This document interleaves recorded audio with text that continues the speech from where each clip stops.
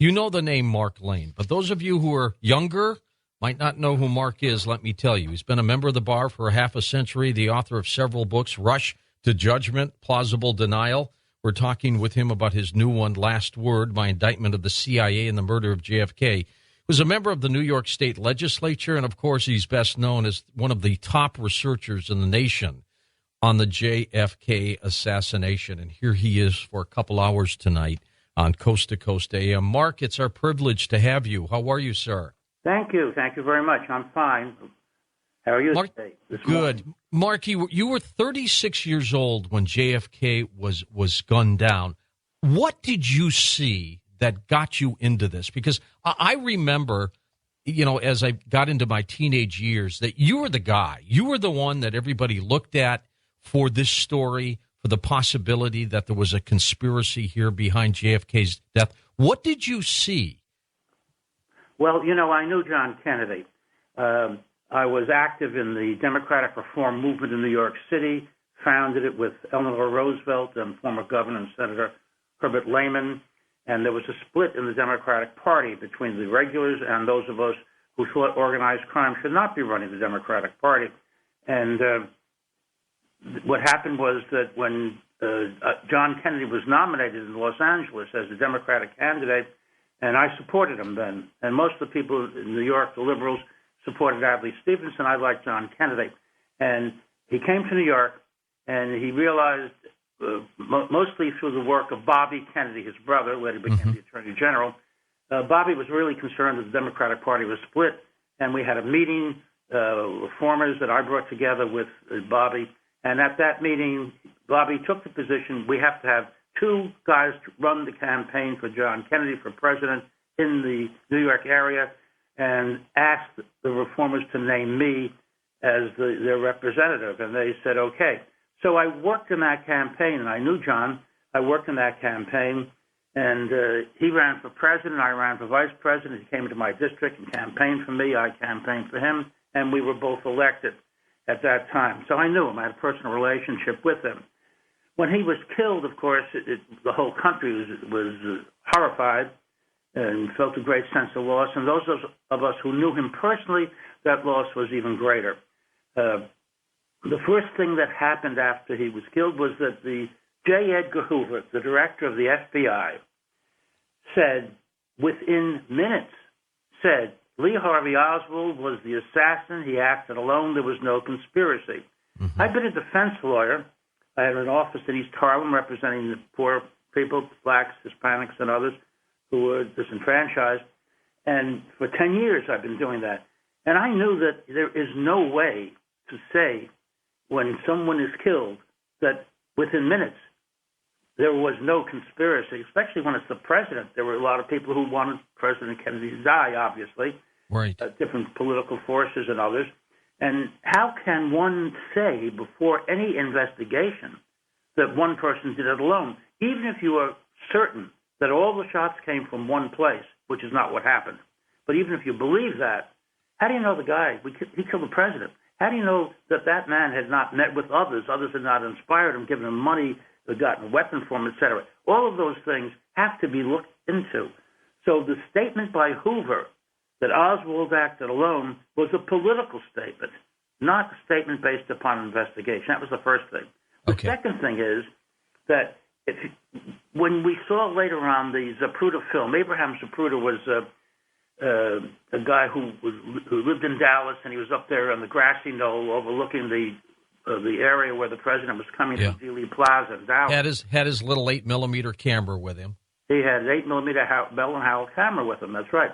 And he filmed the assassination. And when the bullet hit the president in the head, the fatal shot, he was driven backward and to his left. And, of course, the government was saying that Oswald, who was behind the president on the 6th floor of the Texas School Book Depository building, had fired the shot. Well, how did the bullet come from the back and pull him backward into the path of which the bullet came? It didn't make any sense. So then I began to look into it, and the first thing I did was I called a woman named Jean Hill. I read her name in the New York Times, and she said that she was up there, and she believed shots came from behind a wooden fence. And so I called her and told her who I was and my interest. And she said, well, have you been to Dealey Plaza? And I said, no, I've never been to Dallas. And she explained to me what the terrain was like. And she said, in front of us and to the president's right, in front of me and to the president's right, was a grassy knoll. She could have said a little green hill or anything else. That was the phrase she used. And I said, can I repeat what you've said to others? And she said, yes. And there's a wooden fence on the top of the grassy knoll. And at least one shot came from there, the shot that killed him. There's no question. And so I reported that to a number of friends of mine in the New York Times and other newspapers. And that's how it got the name Grassy Knoll. Okay. Yeah. She just threw it out. And I said, can I use what you said? And she said, yes. So she named that piece of territory as the Grassy Knoll. And that's where the fatal shot came, the shot that killed the president. And a lot happened there that day on that grassy knoll, as we know. 2/3 of those in Dealey Plaza, I went down to Dallas, talked to witnesses. 2/3 of those people in Dealey Plaza, even those who many of those who testified before the Warren Commission were questioned later by the Dallas Police, Sheriff's Department, or the FBI, said the shots came, at least one shot came from behind that wooden fence, including those up on the railroad bridge in front of the president, including S.M. Holland, who worked with the Dallas Sheriff's Department for a while and was up there with his buddies to make sure that nobody would throw anything down from that bridge on the president. He was there in a quasi-official capacity. They all ran to the area behind the fence. They all said, we heard the shots, looked there, we saw puffs of smoke coming from behind that wooden fence. The shot had been fired from there, ran over there to try to find the assassin. So the story that Lee Harvey Oswald on the 6th floor of the book depository behind the president was the lone assassin was obviously not a true statement. And one of the things, Mark, over the years that I've weighed, I think assassinations by whacked out people, by crazy people, generally they try to get as close to their target as possible. You know, even some of the failed assassination attempts, they're right there. And they don't think about getting arrested. I don't think they care. But conspiracies are organized and they're done from afar. Those people who are required to do the shooting, they don't want to get caught.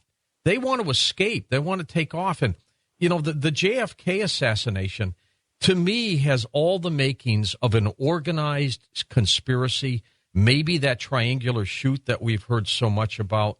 But I have never stopped thinking that it wasn't done by a bigger group. I just don't understand exactly who that group was. And I'm sure over the years you've come up with your own thoughts. Well, you know, there was a group within the CIA, a top-secret organization, not even known to many people in the CIA. It was run by a man named Sidney Gottlieb. All of this is confirmed. Part of it is the Church Committee, United States Senate investigation, other work that's been done, and he's admitted all these things are true.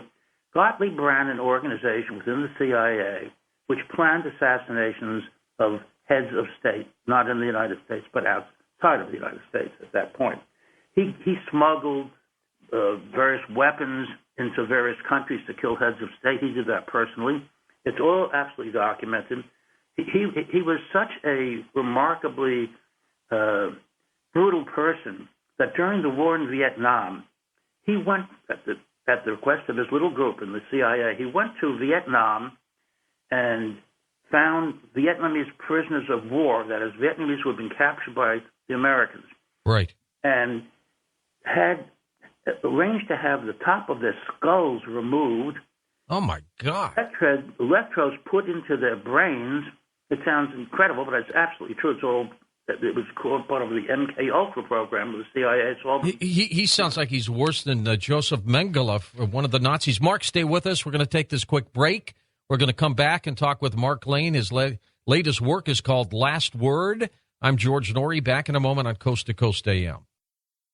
Well, next hour, we'll take some of your phone calls with our special guest for the first couple hours, Mark Lane, as we talk about the assassination of JFK. Mark's latest work is called Last Word, My Indictment of the CIA and the Murder of JFK. Hey, by the way, if you like what you hear, you could become a member of the Coast Insiders Club for less than 25 cents a day with our goal of 2,000 new members in November, and it is well on its way to that. Simply go to coasttocoastam.com You can fill out the information at the top where it says Coast Insider and find out all the little benefits you get of being a member of the club, including podcasting and downloading 1,000 past programs. We'll be back with Mark Lane in just a moment on Coast to Coast AM.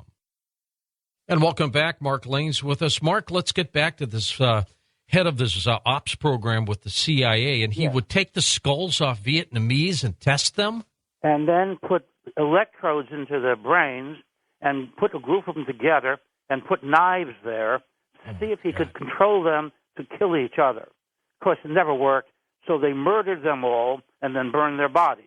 Now, this is Sidney Gottlieb's special group within the CIA. Do you know who provided all of the credentials for the Secret Service in Dealey Plaza in Dallas for Kennedy's visit there for November 22nd and 23rd? Same group. That group, yeah. That group provided all the credentials. How important was that? After the shots were fired, the Dallas police officer, Joe Marshall Smith, he testified before the Warren Commission, was told that he wasn't on duty. He was just there watching. All the Dallas police were told they had no assignment that day. Dallas Sheriff's Department were told they had no assignments that day. The only Dallas police officers who were working were just controlling traffic in various areas, but nobody was there protecting the president. Anyway, he was there, and he ran up to the wooden fence. He drew his gun. He was certain that the person who killed the president was behind that wooden fence, and he saw a man coming out. He pointed his gun out at him, and the man said, 1 second, and he took out his credentials. He had Secret Service credentials. The man who had fired the police officer, Joe Marshall Smith, had caught the assassin, but he had Secret Service credentials. And so at that point, two men came out of the book depository building. They didn't work there. A weapon had been placed there on the 6th floor. It had been planted. Who did it? Two men came out, and they were stopped by police, and they flashed their Secret Service credentials. So they were allowed to go. The Secret Service announced later that day that every Secret Service agent in Dallas was in the motorcade. There was nobody on the ground.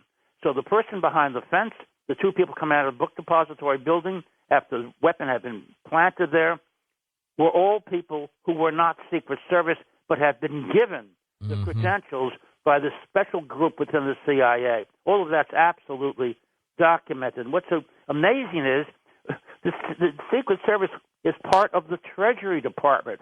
Can they print documents themselves? They print all our money. Millions and millions of documents every year are printed by the Secret Service. But for that day, a special secret group involved in assassinations of heads of state printed all the credentials for the Secret Service that day. Mark, why would they want to take Kennedy out? Was he that bad to them? Was he that dangerous to them? Why wouldn't they wait? He was coming up for re-election. Yeah. Probably would have won. I think the nation loved him. But why did they have to take him out? Well, he was doing a few things they didn't like. The only war we had going at that time was Vietnam. It was the CIA's effort. The CIA played a major part in organizing and orchestrating that war, and he was ending it. He said in September of 1963 that he was withdrawing 1,000 advisors. We had 18,000 advisors there. He was withdrawing 1,000, and then in November he again withdrew another 1,000 and said by the end of next year every American would be out of there. Of course, after he was killed, we ended up with 500,000 troops. That's right. 54,000 were killed. The first American death, basically, attributed to what was taking place, of those 54,000 was John Kennedy. He was removed. More than that, though, they were concerned about the fact that Kennedy knew that they had lied to him on numerous occasions, including the Bay of Pigs invasion. And he fired Allen Dulles, who had been the director of the CIA, fired him and decided that he was going to dissolve the Central Intelligence Agency because it had become a policy-making group, an operational group. And as Harry Truman said, it's an interesting article in the New York Times, President Truman had written 1 month to the day, published 1 month to the day after the president was assassinated, December 22nd, 1963, he said the CIA is a danger to America. It has become an operational and policy-making group, and it is dangerous. And he said, I set up the CIA, but only for the purpose of looking at intelligence information from all the agencies and bringing a report to me. That was supposed to be their job. He said they've gone far beyond that. They've undermined our democracy. They're a danger to America. That's the man who set up the CIA a month to the day after the president was killed in the New York Times. But above all, John Kennedy was going to dissolve the CIA, form a new intelligence organization with his brother Robert, who then was the Attorney General, in charge of that. He was going to resign as Attorney General and run this new intelligence organization, which was going to gather intelligence and stop operations. Mm-hmm. How far have they come since that day? The CIA has its own Air Force. When I was young, I was in the Army during World War II. I was only 18 at the end of the war. And we had the Army Air Force, the Navy Air Force. Everybody had an Air Force in the United States. And then later on, it was decided to consolidate them all into the United States Air Force. That's and right. So we had a single Air Force. Now we have another one. We have the CIA Air Force, and they brag that their drones kill more people in Afghanistan, Pakistan, etc., than does the United States Air Force. They're a rival to the United States Air Force. They've become operational completely, and they've become policy-making. It's the fourth branch of government.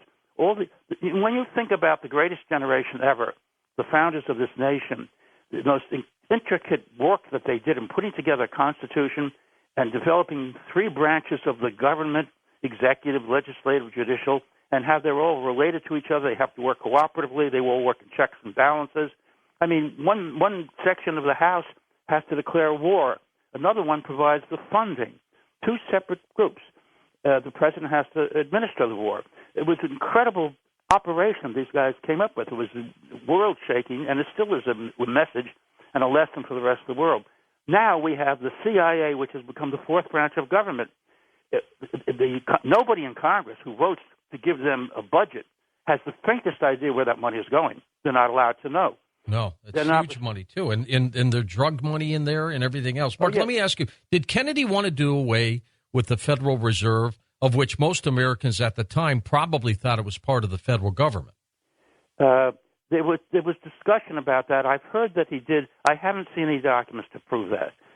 I understand that there was a discussion about that, but he wanted to do away with the CIA, and that is what concerns them the most. Just imagine if the CIA was disbanded and there was a new organization take its place, all the things that the CIA had done would come under scrutiny and no longer be covered up. And instead of doing what Kennedy wanted, when Lyndon Johnson took over, he appointed the Warren Commission. It's actually called the President's Commission on the Assassination of President Kennedy. The chairman of it was the Chief Justice of the United States, Earl Warren. But who was on the commission? Allen Dulles was appointed. He's the person who had been fired by President Kennedy. He hated Kennedy. Yeah, he was fired by Kennedy, and for lying to the president, he was appointed by the new president to tell the American people the truth about who killed President Kennedy. And it should have been called the Dulles Commission. Warren rarely showed up at meetings. Dulles ran that commission, and I knew that at the time because I read as soon as the documents came out, the 26 volumes published by the commission, he was there all the time. He was the power. And later on, I brought actions under the Freedom of Information Act and got their top secret memos about it, about how they conducted their meetings, etc.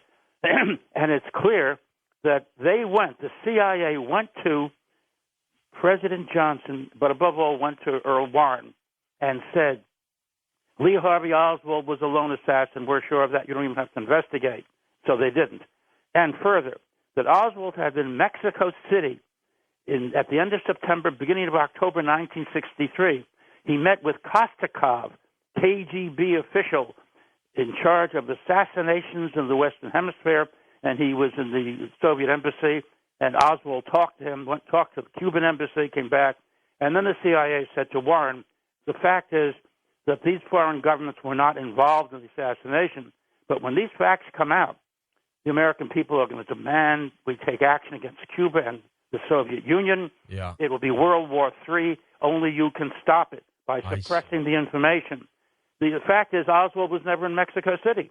I remember a picture, Mark, when I was a kid that was in the Detroit News, and that's where I was raised, that had a picture of who was purportedly Oswald in Mexico. It didn't even look like him. No, he's a fat guy, and Oswald was very thin. Yeah, this is what happened I worked hard to form a committee of the Congress to investigate this. I wrote the legislation, set up the House Select Committee on Assassinations, and they got a brilliant guy in charge of the Kennedy assassination, Robert Tannenbaum, who was the chief of homicide in New York for the district attorney's office, a brilliant ethical lawyer, and he was running this. And I met with him and with Dick Sprague, who was the chairman of the committee, and said to them, call David Phillips, who was one of the highest-ranking officers of the CIA. His office was in Mexico City, and he ran, as he said, he ran the Western Hemisphere for the CIA. Ask him about whether Oswald was there in Mexico City. And they did, and he said, yes, he was there. We have tapes and photographs of him. CIA taped him talking to the Russians, etc. And so, of course, Tannenbaum said, we'd called Phillips in under oath. He said, we'd like to see the photographs. We want to see the tapes. He said, you can't see the tapes because it was done in a way where the tapes were recycled, and there's no record of them. Within 1 week, they were gone. They're all recycled automatically. We had no idea Oswald would be that important. And at that point, I met with the Select Committee with Bob Tannenbaum and Dick Sprague, and I gave them a document. It was a document from the FBI signed by Hoover, saying it was after Kennedy was killed, saying that the 7 FBI agents who questioned Oswald after the assassination, because he was murdered in the basement of the Dallas Police and Court by... Was he killed like the next day, if I remember? 2 days later, yeah. 2 days later. Okay. Yeah, the 24th. And the assassination was the 22nd of November. He was killed on the 24th. But the point is that Oswald was interviewed by the FBI agents, and Hoover said that the 7 FBI agents who had interviewed Oswald listened to the CIA tape, and it was not Oswald's voice on it. They're sure of that. Well, that means the tape was available on November 22nd, 23rd, 24th, and thereafter. Obviously, they wouldn't destroy it then. So they called Phillips back in and gave him the documents that I had handed to Bob Tannenbaum. That is the memo from J. Edgar Hoover, which I got under the Freedom of Information Act, and showed it to him. He put it in his pocket and left. Wouldn't answer. At that point, they said, let's indict him for contempt of Congress, for failing to answer questions, for walking out, but above all, for perjury. And the whole thing was going to unravel now. The entire conspiracy was now going to unravel through Phillips. And at that point, the FBI and the CIA used all this pressure, and the House Select Committee on Assassinations was immediately disbanded. They cut all their funding. It was the Select Committee, meaning it didn't have a regular budget. It had to go back to Congress all the time. They cut all the funding, and that was the end of it. They couldn't pay the staff. They couldn't make phone calls. Then they got rid of Sprague. Hey, Mark, let me ask you. I've got 1,000 questions I want to ask you here, and the clock's ticking quickly. First of all, is it true that a lot of witnesses to the assassination died early? Is that true, or is that a myth? That's true. Now, I don't know if they were... and in Last Word, I actually point out the people who died. And one of the most remarkable people, and you would think it would have been a huge story at the time, was Dorothy Kilgallen. She was on What's My Line. She was a major journalist. And as a matter of fact, we're talking about her with an author in our last hour tonight. But go ahead. I know that, and that's interesting. And she's a very interesting person. She called me. She was a very famous person. She called me and said, I want to meet with you. And she said, I'm going to break open the Kennedy assassination. I know there was a conspiracy. And she got Jack Ruby's testimony before it was, when it was top secret, and published it in the Journal American, where she was a journalist. And the FBI came to her once and said, how did you get that, et cetera? She said, you haven't even talked to Jackie Kennedy yet. Well, and not only did she get Ruby's testimony, which was confidential, but she also had a very secret meeting with him before anything had happened, and she failed to release that to people. She didn't want to. Was she afraid? She called me, and we met, and she said, "We're doing very dangerous work." I said, "Do you think so?" She said, "Yes." And she gave me a name, Robinson. She gave herself another name. When we call each other, let's only call from cell phones, and let's use these fake names so they won't, because I'm sure my phone's being tapped. I'm sure your phone has been tapped all along. So she did that, and then we met, talked one last time we talked, and she said, "I'm going to Dallas, and when I come back, I will have what I need. I'm going to break this thing wide open." She went to Dallas, came back, and died the next day. And talked to her husband. 52 years old, something like that. Yeah, they said that she was drinking and took an overdose of pills. But, and that's true, when I met her, we always had a cocktail. That's true, she did drink a bit. But she was always in control of everything that she was doing. And that's her husband, Dick Colmar, I went to talk with him, and I said, "Did she leave any papers or anything?" And he said, "I know she was killed because of what she was doing. Oh, my God. And I'm not going to have anybody else killed, and I don't want to talk ever about this again." Ironically, Mark, a little later he committed suicide. Dorothy Kilgallen was hosting a radio show on my affiliate in New York, WOR, where you're being heard right now, and she was on that station. So Breakfast with Dorothy and Dick, something like that. Exactly. Now, what did Johnson know, in your opinion, Lyndon Johnson? When he was interviewed after because it was called the President's Commission, he set up the commission. He was interviewed by Walter Cronkite when his book came out, and they were talking about that. And because Cronkite was a big, strong supporter of the Warren Commission, always had been, and was sure that Lyndon Johnson agreed with him. And he said something about the Warren Commission, and Lyndon Johnson said, "I always thought there was a conspiracy. I never believed that report." That was the President of the United States. And it was a CBS interview, and they knocked that part out. But a New York Times reporter was present during the interview when it was being taped. And he wrote a major story in the New York Times saying, "This is what Lyndon Johnson said," and nobody ever denied it. They didn't put it on CBS, but the reporter had heard him say those things. So I don't know. I never was one of those who suspected Lyndon Johnson of being involved in the assassination, although we know he certainly benefited from it. But and he appointed the commission. But he never believed the story, and he said he never believed the Warren Commission story. And maybe he had knowledge that something might happen? What do you think? I'm sorry? And maybe he had knowledge that something was going to happen to Kennedy?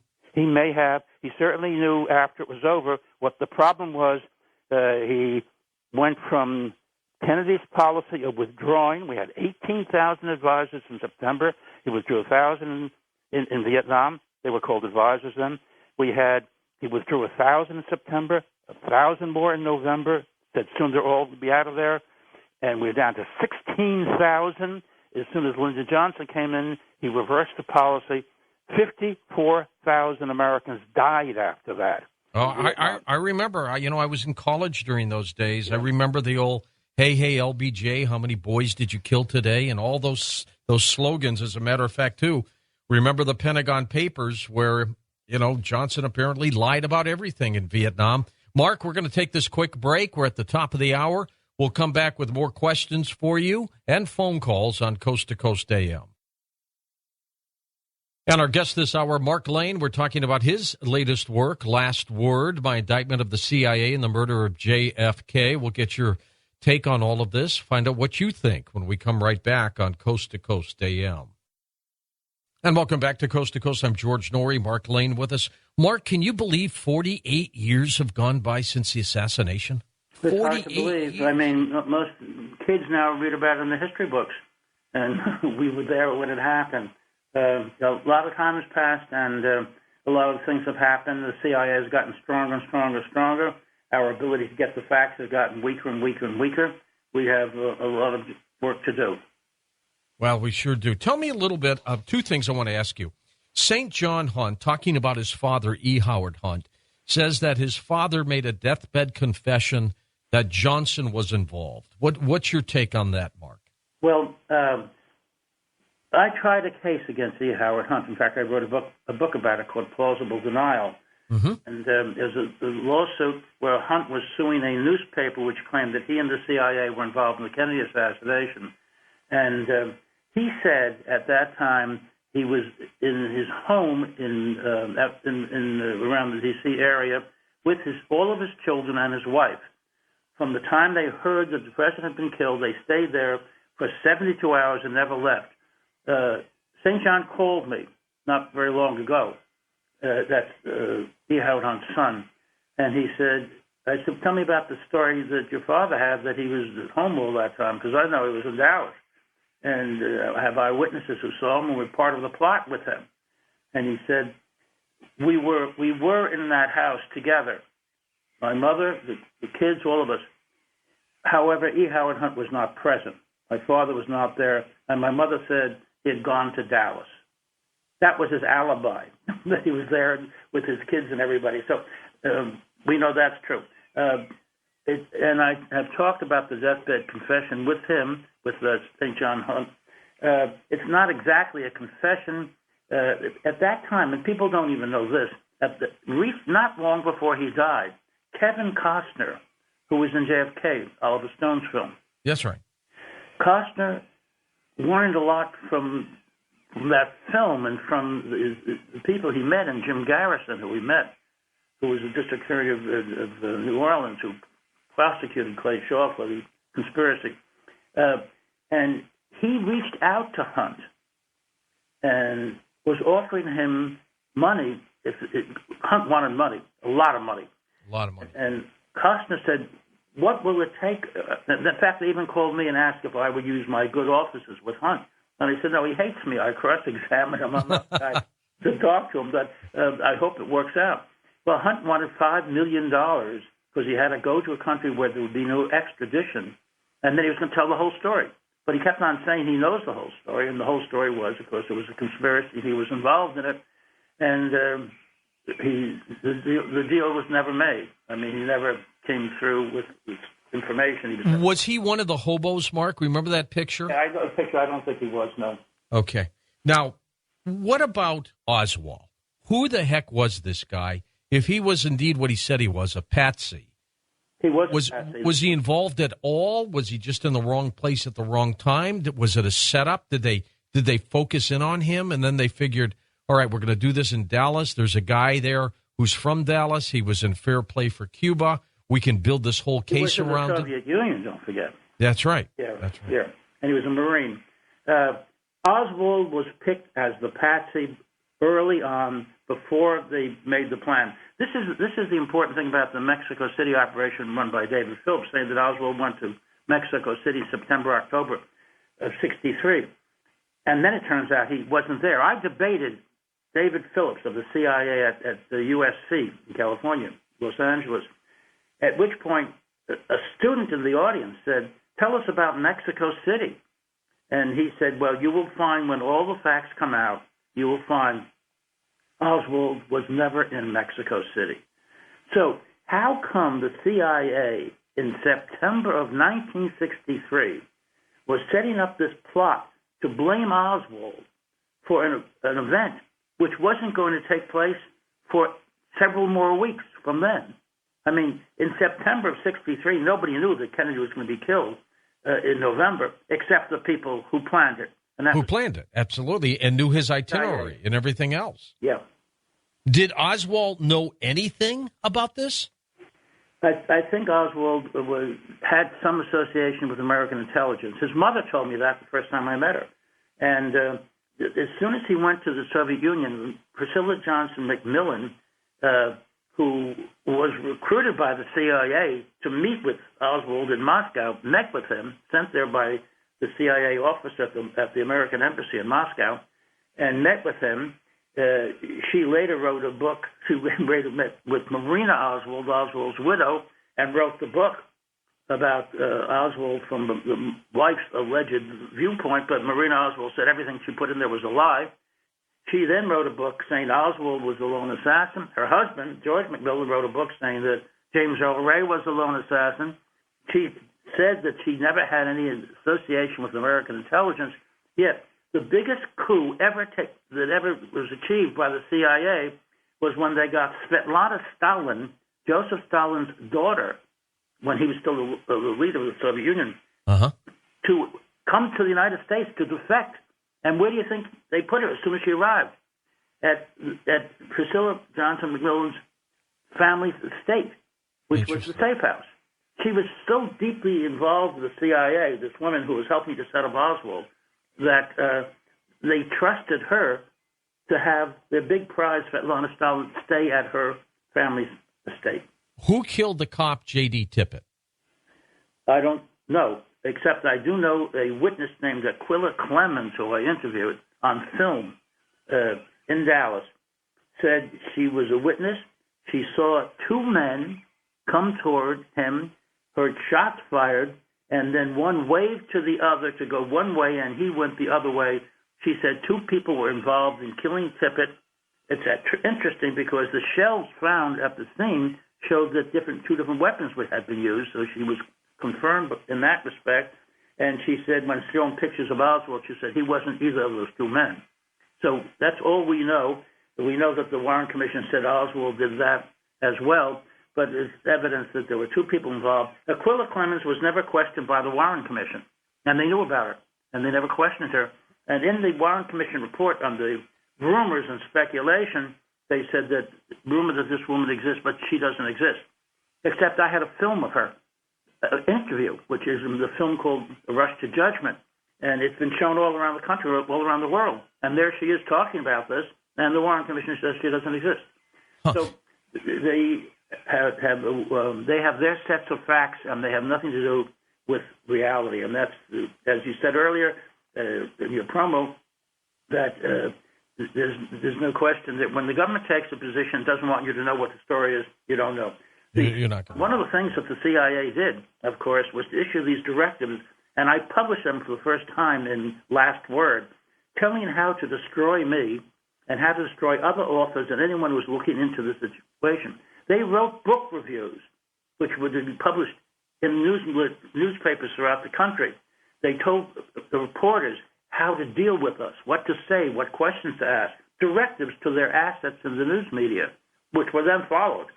It's amazing with all of that activity, Rush to Judgment, which was the first serious work on the Kennedy assassination, the first book I ever wrote, right, became the number one best-selling, New York Times number one best-selling book in America in 1966. And the next year, it became the number one best-selling New York Times number one best-selling paperback. Millions of people were really interested in this subject, even though the government was saying, don't listen. We have our assets trying to destroy him. David Phillips, actually, at that debate that I had with him, was asked by Abby Mann. Abby Mann was a dear friend of mine. He wrote Judgment at Nuremberg, I think one of the greatest American films ever. He was in the audience, and he said, why did you try to destroy Mr. Lane?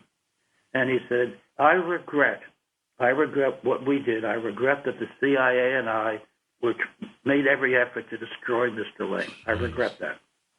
So he regretted it, but they had done it. And this is an area where the CIA is prohibited from participating. And in Last Word, at the very end, I call upon the president to stop the CIA from its illegal activities, including efforts to suppress books, such as Last Word. Such as yours. Why have so many people kept this a secret, Mark? I don't know the answer to that, except that part of it is, even now, when the vast majority of the American people, according to every national survey done by news media, the Gallup poll, the Harris poll, all of these, the overwhelming majority of the American people believe that there was a conspiracy to kill the president. More than that, according to these most recent surveys, more people believe that the CIA killed the president than believe that Oswald acted alone. So with this, nevertheless, you will see in the major newspapers references to Oswald as the lone assassin. You see Chris Matthews, on MSNBC, who doesn't follow the establishment on other things. Right. But on this one, if anything seems odd, he says, well, that's a conspiracy theory, nonsense, etc. And he is a strong supporter of the Warren Commission. I don't know the fact is that they have reached the point, the government, of all of these years, of making it seem like you're kind of a nut if you don't accept the facts in this case. And they call us conspiracy theorists, which is interesting because conspiracy is nothing more than two or more people acting together to commit an illegal act. That's right. And every day, it's happening every day, every weekday in states and in federal courts all around America. People are being indicted by the federal government or state governments for conspiracies to commit certain crimes. They're the conspiracy theorists. I'm a defense lawyer. I often will defend people charged with conspiracies.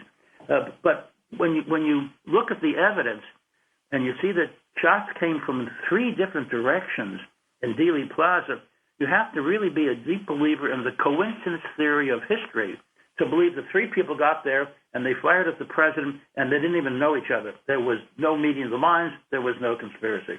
What, was Jack Ruby a CIA asset, Mark? Jack Ruby worked for the FBI without question. I have the document from J. Edgar Hoover saying that he worked for Jack Ruby also, that he worked for the FBI in Chicago. He was involved in a murder of a union official, which is how Hoffa took over that branch of the trade union movement and became a national leader. Ruby worked for a congressman named Richard Milhouse Nixon in California, investigating un-American activities for Richard Nixon, later became president. Yeah, that is amazing. Yeah, Ruby had a political association and intelligence association going back many, many years. And let's grab documents from Hoover saying that. Let's grab some phone calls here for you, Mark, in the half hour we've got left. We'll go to Flint, Michigan. Jack, you're on the air with Mark Lane. Go ahead, Jack. Thank you, George. You're welcome. Well, your honorable guest is in good company because Cyril Wecht would make an excellent interview. Great pathologist. Yep. Oh, man. And then, of course, there's Colonel Dan Marvin, who authored Expendable Elite and had to go to court in South Carolina to defeat the CIA lawyers who wanted to pull his book from publication. It's called Expendable Elite, and he's the fellow that the History Channel went to when they did their series, The Men Who Killed Kennedy, and he appeared and said that when he was in Special Warfare School at Fort Bragg during that period of time, he overheard a private conversation with the CIA Special Warfare instructors who said things went really well in Dealey Plaza. So what I want to ask Mark is whether it's possible today for people such as myself and the rest of the Coast audience could become very proactive to facilitate the termination of not only the Central Insurrection Agency, but also the entire national security apparatus, which is always utilized to suppress evidence. Well, that's a goal, and that's been my goal since I discovered the CIA's involvement in the Kennedy assassination, even before then. They've always acted in a somewhat illegal manner. As I said earlier, and the point I make in Last Word, my recent book, is that we used to have 3 branches of government. Now we have 4, and the 4th is the CIA. It's more powerful than the other branches. It pays no attention to them. When the CIA has been ordered by a federal court or by a Senate committee to produce documents, they burn them and destroy them. They destroyed most of the documents about their MK Ultra program, which I discussed earlier this morning, in terms of torturing Vietnamese, in terms of the policies that they were developing and the brutality that they were using. They were ordered to produce those documents. They just burned them. And a few pages were left, and that's how I was able to write a chapter called MK Ultra in the book about what they had done, including torturing the people and planning assassinations around the country, and in addition to that, being the group which prepared and distributed for the Secret Service credentials for Kennedy's visit to Dallas, which is quite a remarkable thing because the Secret Service works for the Treasury Department. They can print their own documents. And they did. After the Kennedy assassination, that was the end of the CIA's providing documents. according to the Secret Service. They do let them do that anymore. But they're a very powerful group, and they're more powerful than the other three branches of government. They're not cooperative with them. There's no interfacing with them. The Congress is supposed to determine the budget for the CIA. Whatever the CIA asks for, they get. And there's not one member of Congress who can tell you what that money is used for. Nobody. There's no real oversight of anything the CIA does. It's the fourth branch of government. It's more powerful than the other three now. Mark, what do you think people would do if they truly understood the scope of this and what happened? Would they revolt? What would happen? Or has it been so long they would just simply say, I knew it, and move on? Well, I think probably the latter. And the fact is that it's not just the passage of time that has done this. The government was always terrified that the American people would take action if they knew what had taken place. They overestimate the ability of the American people to react. I don't think there would have been a revolt. There would have been no revolution. There would have been no Arab Spring in the United States where millions would pour out in the streets. I don't think it was ever an issue, but I think the government feared that.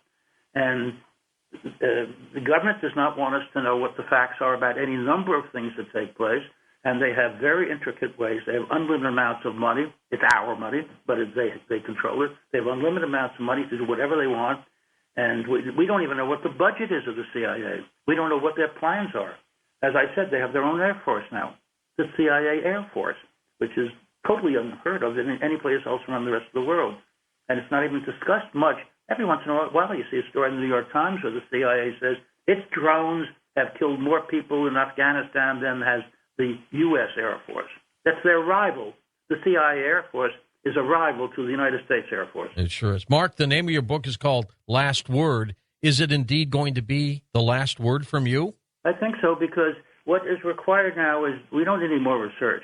What is required is for us to have the courage and the wisdom to do something about this matter.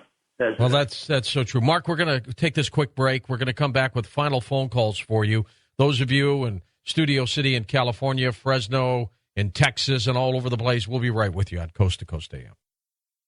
Well, next hour, Barry Ernest joins us. His work, The Girl on the Stairs, My Search for a Missing Witness to the Assassination of John F. Kennedy, as our special report continues. And when we come back in a moment, we'll take final phone calls with Mark Lane right here on Coast to Coast AM. And we're with attorney and researcher Mark Lane.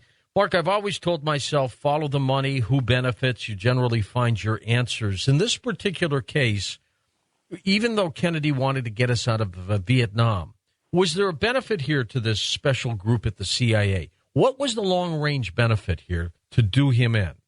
Well, there are a couple of things. First of all, they wanted the war to continue. But above and beyond that, as far as they were concerned, it was self-preservation. Kennedy was going to disband the CIA, form a new intelligence organization, and have his brother Robert resign as Attorney General and direct that new organization. Who knows how much money that would have cost people, or their reputations, or maybe they would have gone to prison when a new person came in and looked at what they had been doing all of those years. That was the last thing that they wanted to have happen. I want to just respond for just a moment to what the caller said a little while ago. He said, what can we do? Well, I think we have to get together and try to change things. I have a website called marklane.com. Anybody who wants to get involved in trying to do something about this, just contact me through the website. And the other thing is this. My book, Last Word, is out now, as you know, and I've always been concerned that people would send me books. Even now I get copies of Rush to Judgment in the mail saying, can you autograph it? Because even if you have an autograph meeting, even in a New York bookstore, so you see 200 or 300 people, but you don't get to most people. So what I've done is, if anyone gets Last Word and wants an autographed copy of it, all you have to do is visit my website, marklane.com, and it'll tell you how to write to me at Mark Lane, Post Office Box 4627, Charlottesville, Virginia, 22905. It's all on the website. And send me a self-addressed stamp envelope. That's all it is. And I will send you a book plate, which is a sticker, really nice, handsome sticker, with my name signed on it, so you can just put it into the book and have an autographed copy, and there's no charge for it. All you have to do is pay for whatever it costs for a stamp these days. Super. Let's go to Diane in Studio City, California. Hi, Diane. Go ahead. Diane, you with us? Nope. I guess not. But we'll go. To Diane? Yeah, Diane has been already taken out. Let's go to Bernie in Texas. Hey, Roger, go ahead.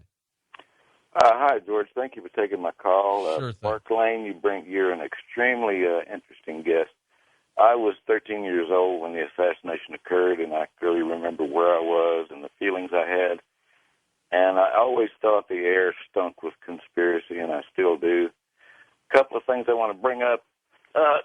Number one, the Zapruder film, before it was ever edited, clearly showed a headshot from the front. And I'll be a little bit graphic here, but as a kid, I was a hunter, and mainly to keep varmints off my grandfather's crops. I grew up in Texas, and he always had us shoot rabbits and armadillos in the head so they didn't suffer. And I always saw the head move away from the impact, and that's what the unedited Zapruder film, when I first saw it, showed clearly that it was a shot from the front when the depository was from behind. That was one point that made me think conspiracy. Number two, there was some statement about a set of records, and I don't know when this came up, whether it was during the Warren Commission or whether it was right after the assassination. Probably the Warren Commission, but there was a set of records that was said to be sealed for 75 years, which in essence means that every witness would be dead by the time these records are unsealed. Earl Warren said that. It was about not just records, it was basically all the investigations that was done by the Warren Commission, and he said it would not be available for 75 years. So doesn't that mean that every credible witness would be dead, and doesn't this also, or won't this also confirm a conspiracy in the next 27 years? Yeah, it also means that the people who killed the president would never be found because they'd be dead, too. They'll be gone years later. Unbelievable. Yeah. Truly a sad, sad story, I think, and a chapter in America's history, which never stopped, though, Mark. I'm not sure it ended. No, of course it didn't end. I mean, they're still there. As I said, they've got their own Air Force now. They're the most powerful branch in the government. I mean, if the Senate orders an ordinary person, if the Senate orders anyone to turn over documents, you have to turn them over. CIA gets that order from the Senate committee or from a federal court, and they destroy the documents, and they brag about it. They're not accountable to anybody, unlike the other three branches of government. And that's, the geniuses who set up this government, it's just incredible. Nothing ever happened like that in history before. Our founders developed this most remarkable concept and constitution, which set up three separate branches of government, all working with each other, all dependent on each other. And now we have the CIA has emerged as the fourth branch and has no responsibility to any other branch. They do anything they want. And nobody, even the Congress that gives them the money, they don't even know what the CIA is doing. Anyway, if we want to do something about it, contact me at marklane.com. Let's see if we can find some way, because I don't think any more research is required at this point. We know what took place that day. It's all available now. It's in last word. It's all available about how the CIA did it, why they did it, et cetera, and how serious this is a threat to an ongoing democracy because they're still in control. How close were some of the other theories that were out there? Jim Garrison, for example, how close was he to your theory? He was the first person to say the CIA killed President Kennedy. Okay. I knew Jim Garrison, and I worked with him down there. In fact, he later became a judge of the Court of Appeal in Louisiana, and my wife and I were married in his courtroom. Oh, really? 25 years ago. He was a dear friend, and we had a little dinner afterwards about my family, my wife's family, and Jim Garrison was there. But he was the first person to say that he had evidence to show that Clay Shaw, he indicted a man named Clay Shaw, and I was there for that trial in New Orleans, and of course, and I talked to the jurors later, and they said, well, they knew that Garrison had said that Clay Shaw worked for the CIA, but there's no proof of that. That's because Shaw denied it and the CIA denied it. And later I conducted a deposition in a defamation case of the former director of the CIA. And I asked him if he knew the name Clay Shaw. He said, yeah, he was a contract agent. He worked for us. Ah, so there's admission right there. He had forgotten that they had already said they didn't know who he was. Tommy Lee Jones played him in the JFK movie, didn't he? I'm sorry? Didn't Tommy Lee Jones play Clay Shaw in the JFK movie, Oliver Stone's movie? Played David Ferry. No, David Ferry was Joe Pesci. Was Joe Pesci. Yeah, I forgot who he played. Yeah. I don't know. Okay. Next up, let's go to Ivan in Bozeman, Montana. Welcome to the show. Hey, Ivan. Good evening. Thank you for taking my call, gentlemen. Sure thing. Go ahead, Ivan. I've listened to every thing about this JFK thing for years. I've read all kinds of articles and everything else. The one thing I've never seen and never heard anybody talk about was an article that I read years and years ago. And in fact, I had a copy for years, but I've lost it since. But it said basically that LBJ had put 200 pieces of evidence away for 39 years under an executive order. Well, that 39 years was up under Bush's administration, and he didn't get it out. So I've been waiting and waiting for it, and I've never heard anybody else mention it.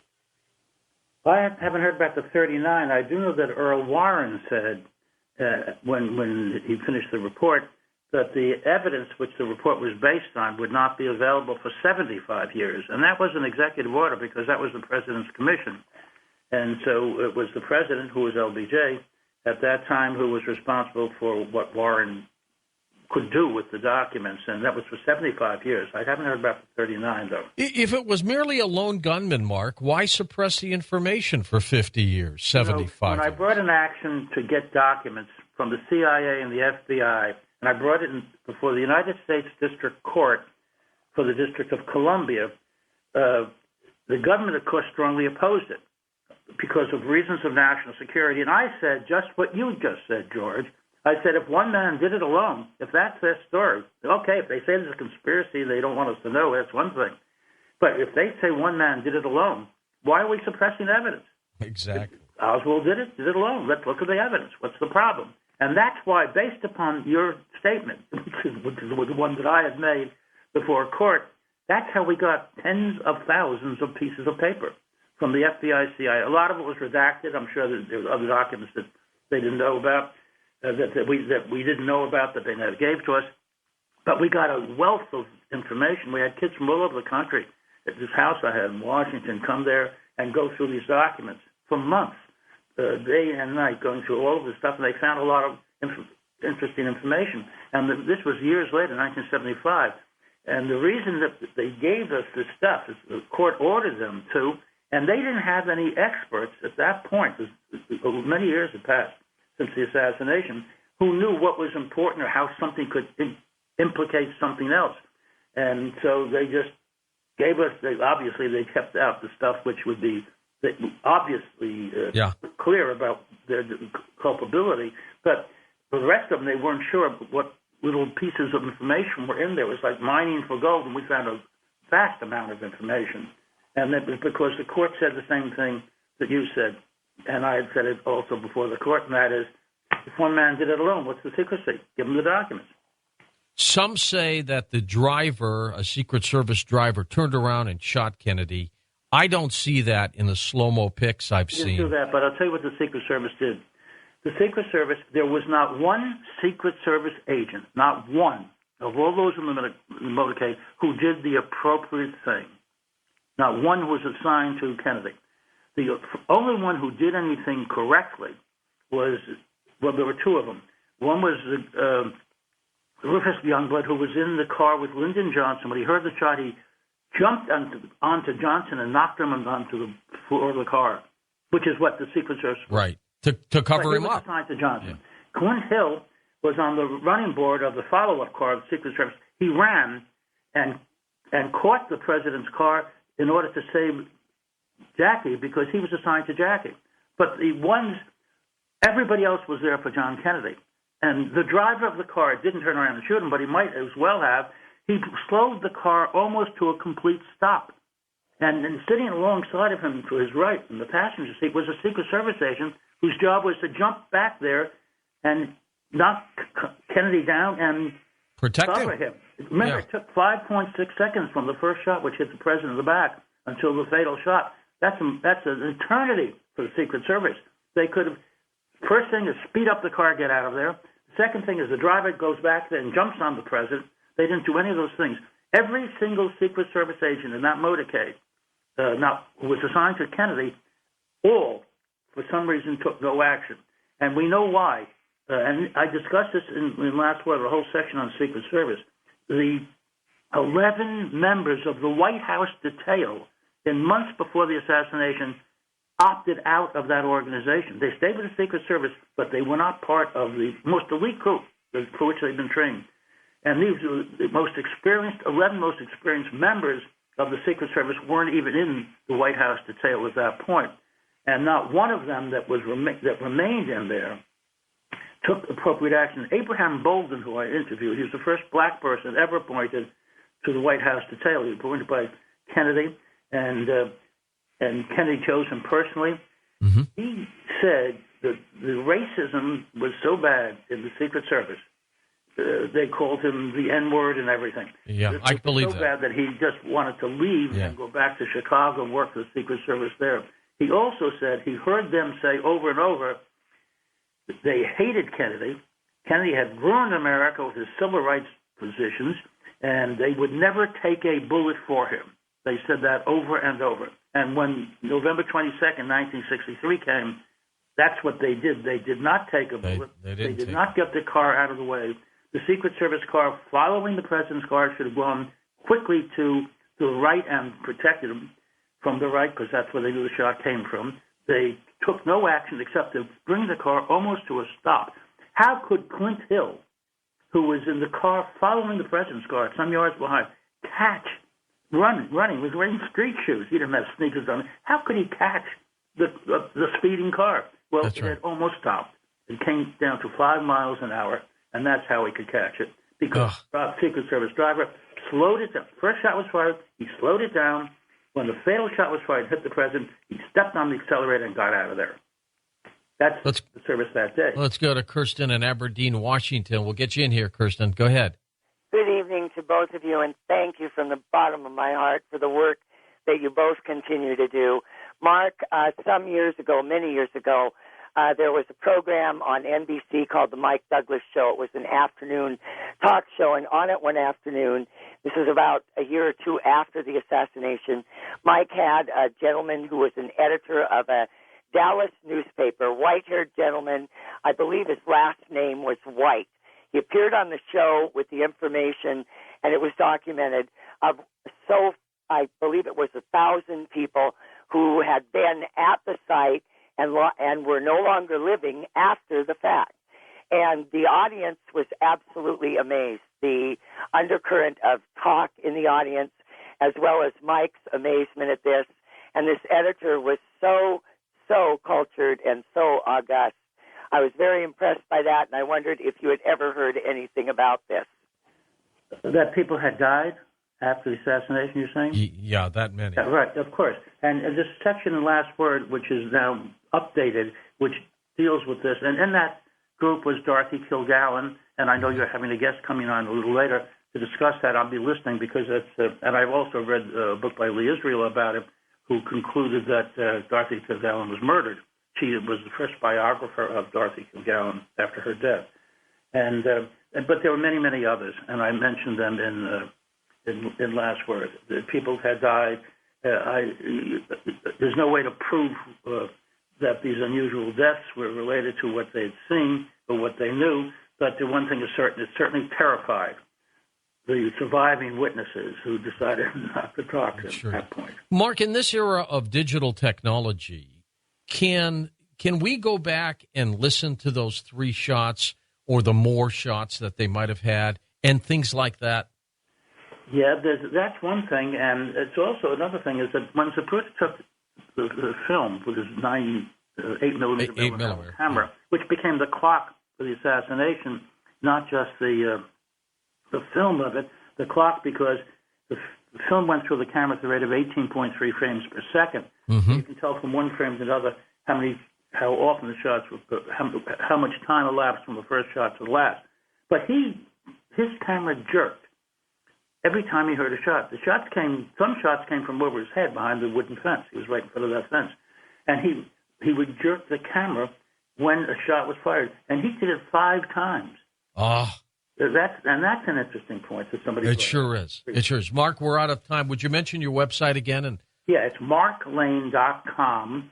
And if you check with me, and if you buy a copy of Last Word and you want an autographed copy, at marklane.com and tell you how to just send an envelope to me, and I will send with a stamp envelope, just a regular postage stamp, and I'll send a book plate, which is a sticker, which I'll sign in advance. Super. And I'll send that out to you. There's no charge for that. That's just one way I found to.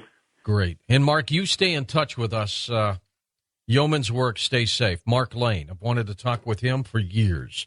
I'll be back with more as our special report on the JFK assassination continues.